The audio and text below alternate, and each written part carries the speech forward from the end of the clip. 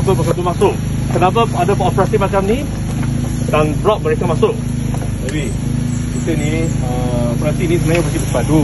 Apa? Operasi bersepadu dan kita dapat arahan direct daripada Menteri Besar.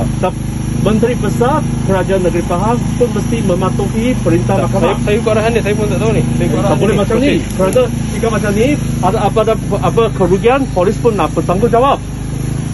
Sekarang adalah court order. Sekarang saya nak tahu apa operasi ini, apa operasi ini. Jabatan kat dalam operasi. Apa mereka? Dia nak musnahkan hutan durian lah. Tak boleh. Tak, itu saya tak tahu arahan. Kita Tak boleh. arahan. Ini court order. Ya, kita ikut arahan atas lagi YB. Atas. Okey, ini pun atas, ini mahkamah. YB kena rujuk lah dengan Rujuk siapa? MB lah. MP apa? Ini court order, kami rujuk mahkamah. Kita dapat arahan. Semua dapat arahan di sini. Kita dapat arahan. Ini salah. Ini salah di sisi undang-undang. Semua akan kena. Semua akan kena. Kan jangan kita boleh sekarang masih boleh You mesti berbincang. stop dulu. Kami ada court order. Macam mana boleh teruskan operasi? Penting tuan, kita jangan hal besar, jangan jadi. Sekarang you mesti tanya bos. Okey, Kita macam ada ni. court order. Kami dapat arahan untuk ni minta maaf.